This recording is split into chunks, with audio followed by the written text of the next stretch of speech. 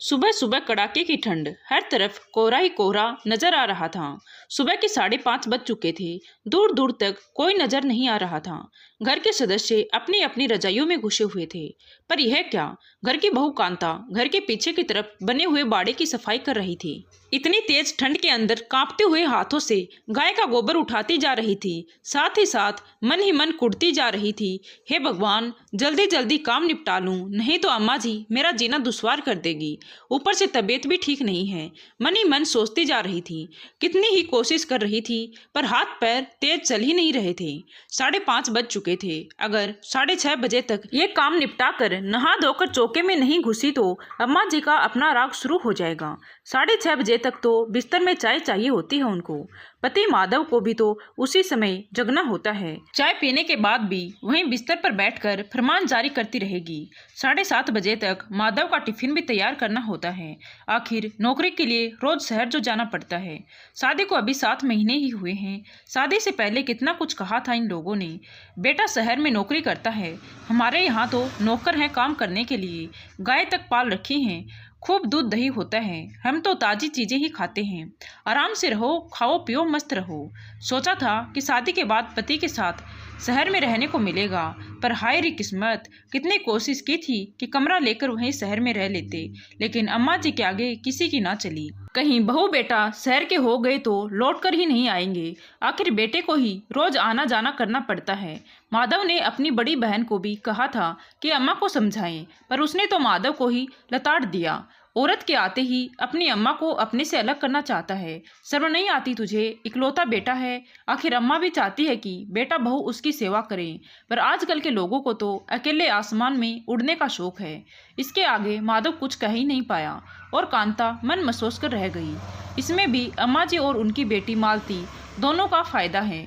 यहाँ अम्मा जी को कोई काम नहीं करना पड़ता, बस बैठे बैठे ऑर्डर देती रहती है। वहाँ मालती के घर पर रोज फ्री का दूध दही पहुंच जाता है, तो उसे क्या परेशानी। ऊपर से 2-2 गाय और पाल रखी हैं। पहले तो नौकर लगा रखा था, पर अब कांता के आने के बाद उसे भी हटा दिया। अब तो अम्मा जी भी पीछे बाड़े में आकर देखती भी नहीं।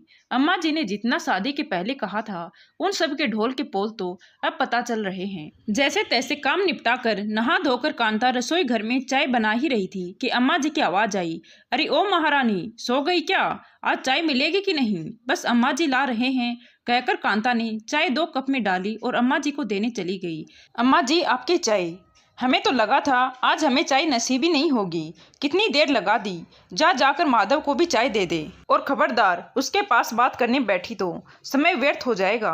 उधर मालती भी इंतजार करती होगी। पति के पास कब बैठना है कब नहीं, ये भी अब अम्मा जी डिसाइड करेगी। मन ही मन कुढ़ती हुई कांता माधव को चाय देने चली गई और फटाफट काम करने लगी। इतने में फिर अम्मा जी की आवाज़ आई, बहू बर्तनों को धोकर ही उसमें दूध डालना। मालती ने कहा है कि उसकी सास आने वाली है, बर्तन बिल्कुल साफ सुथरे होने चाहिए। हाँ, हम तो गंदगी में ही रहते हैं, कांता मन ही मन बड़बड़ाती हुई बोली। अम्मा जी बर्तन तो रात को ही धो दिए थे। रात को बर्तन धोकर रखी थी तो क्या बर्तन फिर से धो ले? काम करते ही जोर आता है। और सुन, सारा दूध डाल देना, और वो दही जमा रखा है वो भी अलग केतली में डाल दे। दूसरी गाय बीमार होने के चक्कर में रोज एक ही गाय से दूध मिल रहा है। वहाँ शहर में तो कहाँ ताजी चीज खाने को मिलती होगी उसे। यह सुनकर के कांता के हाथ जहाँ काम कर रहे थे वहीं रुक गए। मन ही मन सोचने लगी, सारा दूध भेजने के लिए कह रही है, फिर तो घर में कुछ भी नहीं बचेगा। फिर मेरी तबीयत भी ठीक नहीं रहती। डॉक्टर ने मुझे दूध लेने को कहा है। इतना काम करने के बावजूद भी मुझे कुछ भी खाने पीने को नहीं मिलता। माधव और अम्मा जी तो अभी नाश्ते के साथ 1-1 गिलास दूध का गटक लेंगे, पर मेरा क्या? मुझे तो चाय भी नहीं पीने देती।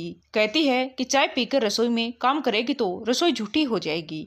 आखिर हिम्मत करके अम्मा के पास गई तो देखा अम्मा जी मोबाइल पर बात कर रही थी।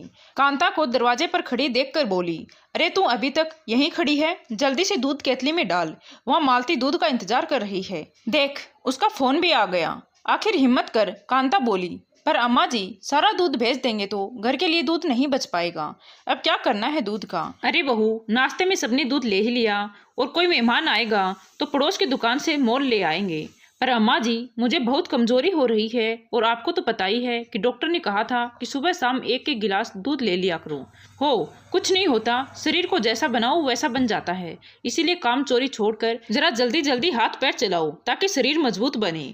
और वैसे भी मेरी बच्ची के दूध पर नजर मत मार। भला कभी सुना है कि बहुओं को भी दोनों टाइम दूध पीने को मिलता है। अम्मा ने अपना मोबाइल स्पीकर चालू कर दिया। ले सुन मालती, आजकल की बहू के नखरे। अरे अम्मा, अपनी बहू से तो पूछ कि उसके मायके दूध दही की नदियां बहती थी क्या? अरे ससुराल में ऐसो आराम मिल रहा है तो सिर पर चढ़कर नाच रही है। जरा संभाल के रखना, महारानी की तरह जिंदगी जीने की आदत हो गई है उसे। कहकर मालती जोर जोर से हंसने लगी। कांता को अभी भी वहाँ खड़ा देखकर अम्मा जी बोली, अभी भी कुछ सुनना है क्या? जा जाकर अपना काम कर। उस समय तो कांता ने कुछ नहीं कहा, चुपचाप रसोई में जाकर दूध दही केतली में डालकर दे दिए। लेकिन दिमाग में उसके बहुत कुछ चल रहा था। पूरे दिन का काम यूं ही चलता रहा। शाम को अम्मा अपने आस पड़ोस की महिला मंडली के साथ बैठी पंचायत कर रही थी कि उसी समय मालती का फोन आया। ये क्या है अम्मा, तुमने गाय मेरे घर क्यों भेज दी? कौन सी गाय? कैसी बात कर रही है तुम? अरे वही गाय जो राम दिन काका मेरे घर के सामने बांधकर चले गए। अरे मैं तो घर पर भी नहीं थी, पीछे से मेरी सास मना करती रही, लेकिन राम दिन काका बोले अब मैं गाय लेकर कहाँ जाऊंगा, मुझे तो आज शहर अपनी बिटिया के घर ही रुकना है। इसीलिए वो मेरे घर के बाहर बांधकर चले गए। माधव को भेजकर अभी के अभी गाय वापस लेकर जाओ।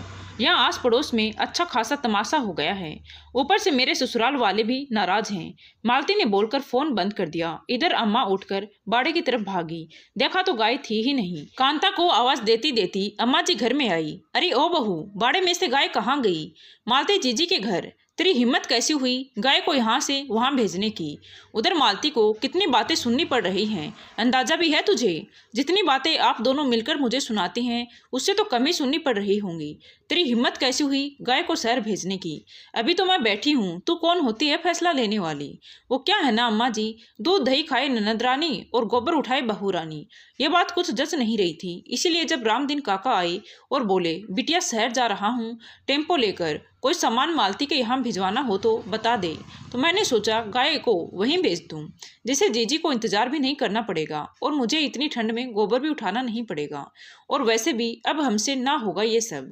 बड़बड़ाती हुई अम्मा माधव को फोन कर गाय को शहर से लाने का बंदोबस्त करने लगी। आखिरकार माधव गाय को रात को टेम्पो से शहर से ले आया था। गाय को बाड़े में बांधने के बाद ही अम्मा ने अपने पुराने नौकर को फोन कर दूसरे दिन से ही काम पर आने के लिए कहा। इधर मालती की सास ने भी मालती को खूब डांट लगाई। लेकिन इस पूरे वाक्य में एक फायदा तो हुआ कि अब अम्मा जी को ये समझ में आ गया था कि बहू अब चुप नहीं रहने वाली। इसीलिए अब वो खाने पीने पर भी टोक नहीं करती और बेवजह के तानाकसी भी नहीं करती थी। आशा करती हूँ दोस्तों ये कहानी अच्छी लगी होगी। अच्छी लगी हो तो प्लीज़ वीडियो को लाइक शेयर एंड सब्सक्राइब जरूर करें। Thank you.